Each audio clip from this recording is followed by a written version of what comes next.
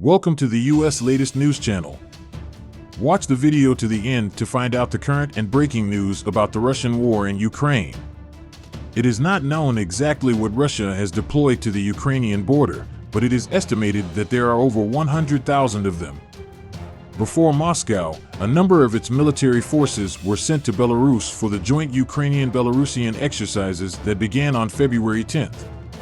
The soldiers did not leave this area, and when Russia launched the operation, the Russian soldiers in Belarus announced that they would also be involved in the operation. According to scientific explanations, it is said that Russian soldiers are more than 3 times the number of Ukrainian. In addition, experts note that Ukraine's anti-aircraft and anti-missile forces are weak. The emerging allegations that Russia is trying to involve its ally Belarus in the war are drawing attention on the world public agenda. Belarusian President Alexander Lukashenko, who is expected to make a statement on the issue, has publicly announced that he will deploy a joint military force with Russia in response to the question marks in mind. These days, tensions have peaked in the Ukrainian war. The signals of a new front to be opened from the north are making the world uneasy. If you want peace, you must always be ready for war, Lukashenko said in a statement, according to newspaper reports. We must always have a plan against those who try to drag us into a fight, he said. Belarus' claim of entering the war was widely covered in the Western media. Belarusian leader Lukashenko recently sent 15,000 troops to the Ukrainian border as a precautionary measure after receiving information that Ukraine would attack Belarus during a security meeting. In addition, it was announced that the Ukrainian ambassador Igor Kazym, who was on duty in Belarus, was given a note last evening saying, "Ukraine is preparing to attack Belarus. The harshest response will be given to these attempts." In connection with the issue, the Belarusian Foreign Ministry spokesman Anatoly Glas confirmed with precise statements that a diplomatic note was given to the Ukrainian ambassador. In addition, Belarus announced that it has registered an echelon containing military equipment heading towards the Russian Federation. The train with T-72A tanks was reactivated, and among the information received was that it was decommissioned to the Orsha railway station in the Vitebsk region. Analysts of the Belarusian group Belarus Gan announced that the date of the shooting of the train at the station was the morning of October 9th. In parallel with this information, it is said that winter uniforms for Russian troops are sewn using Belarusian light industry. It is also reported that this industry is also used to erect other equipment. While the war continues to take lives, the developments on the Belarusian border are being closely followed by the world public opinion. Belarusian leader Alexander Lukashenko said that in addition to tensions on the border, he does not hesitate to openly intimidate NATO and Western countries. The West should understand that if it chooses to escalate tensions, no helicopter or plane will be able to save them, Lukashenko said recently. In addition, together with Vladimir Putin, St. October's Day. During our meeting in St. Petersburg, we decided to develop our Su-24 fighter jets according to their ability to carry nuclear weapons. What do you think? Are we just talking? Everything is ready, he said. One of the statements made on this issue, which is widely covered in the Western media, is that as a result of Vladimir Putin's assistance to the Belarusian leader Lukashenko many years ago, Lukashenko is paying for the aforementioned assistance these days. In retrospect, when Russia first invaded Ukraine in 2014, Belarus remained neutral. This attitude of Belarus attracted attention in those days. When Zelensky was elected president in 2019, Alexander Lukashenko had a friendly attitude to Zelensky. However, there was no significant progress in strengthening this bond until the large protests that broke out in Belarus in August 2020. On this date, as a result of the disputed elections in Belarus, the people took to the streets and carried out actions. During this confusion, during which thousands of people took to the streets, the Kremlin did not refrain from giving Lukashenko the support he expected. Alexander Lukashenko, who managed to suppress the turmoil in his country with the support of Vladimir Putin, has not left this support unrequited and has become one of Russia's closest allies. During this war, which has been going on for about 8 months, the West continues its assistance to Ukraine. As we closely follow the developments, military support for Ukraine continues to increase rapidly. Recently, the expected announcement came from the Élysée Palace.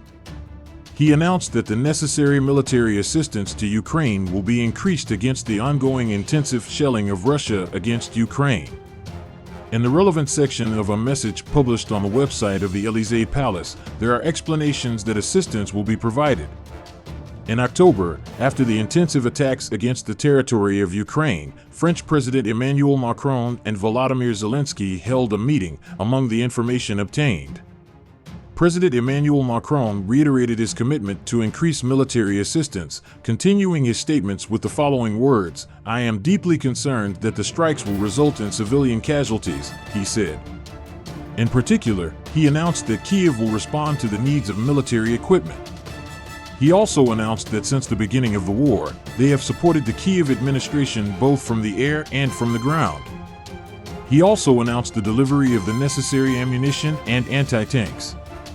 Like other NATO countries that support Ukraine, France expresses its readiness to provide Ukraine with all the necessary support at every opportunity. Emmanuel Macron also announced that the force in Estonia will also be reinforced in the coming days. Macron said, "We will continue this effort within the same consistency and limits. We will continue to provide military and humanitarian assistance to Ukraine," he said. In addition, Emmanuel Macron announced the creation of a special fund of 100 million euros exclusively for the supply of weapons to Ukraine. France is also continuing talks with Denmark on the issue. He announced that as a result of his negotiations were confirmed on the transfer of 6 Caesar self-propelled guns to Ukraine. Among the information obtained at the moment is that the Ukrainian army is actively using 18 of these artillery systems. In addition, the French press announced that Ukraine will also receive the Battleship armored personnel carriers in the near future. In addition, France announced 6 days ago that it would provide financial assistance of 150 euros to French families hosting Ukrainian refugees at home. With this statement, France shows that it is on the side of Ukraine both militarily and socially. France has been criticized by some European Union countries in its support for Ukraine since the war began. It is believed that during this process, which the European Union (EU) countries describe as appeasement, France is criticized more compared to other countries that support Ukraine, USA, British, Poland. French Ambassador Catherine Colonna described her country's aid to Ukraine as enormous. He also reported that diplomatic, political, defense, military, economic assistance continues. France has also been closely following reports of war crimes committed by Russian forces in the Bucha region and from the suburbs of Kyiv in recent months.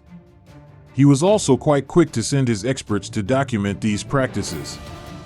Last September, it was announced that it had been decided to send a French team of 10 doctors specializing in forensic medicine to the Ukrainian city of Izium, where Russian forces had recently left and where many mass graves had been discovered. According to international sources, France wants to decriminalize these investigations by collecting criminal evidence.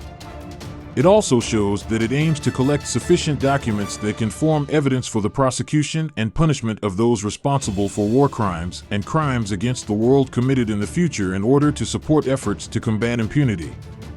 German Foreign Minister Annalena Baerbock said on social media that the people of Kyiv faced the fear of death in the morning traffic and a pothole formed next to a playground, referring to the missile attacks on the Ukrainian capital Kyiv last morning.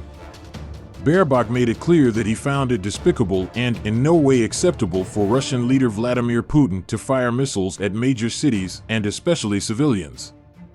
In addition, Baerbock reiterated his support for Ukraine, using the statements, "We are doing everything to strengthen Ukraine's airspace." After the recent missile attacks in Kyiv and many other cities, German Defense Minister Christine Lambrecht recently said that it shows how important it is to quickly provide Ukraine with an air defense system. Given Russia's attacks with both missiles and drones, Lambrecht explained in his statement on the subject that Russia is terrorizing civilians. He stated that they did not hold back from providing air support to Ukraine, especially because of Russia's attitude. German Defense Minister Christine Lambrecht has increased her support for Ukraine in the coming days, stating that the first of the state-of-the-art IRIS-T SLM-type air defense system will be ready to protect civilians in Ukraine. In another statement made by the Ministry of Defense, it was specifically stated that the IRIS-T SLM system is a newly developed air system with high-level technology. It was announced that 4 IRIS-T SLM systems will be supplied from Germany to Ukraine. One of the remarkable details is that Russian missiles hit the building where the visa department of the German embassy in Kiev is located. Recently, after the explosion on the Crimean Bridge, Russia accelerated its attacks and intensively bombarded the cities of Kiev, Lviv, Dnipro, Odessa. Residents of the city woke up to the sounds of bombs in the morning. In the capital Kiev, it is known that the loss of life is gradually increasing. It was announced that damage was found in the region after Russian missiles hit the German embassy. The visa office of the German embassy is empty and there are no casualties in the attack.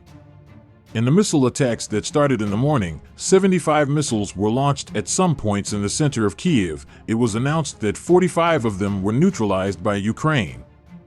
Please don't forget to subscribe to the channel and like the video to be informed of the developments at the speed of light.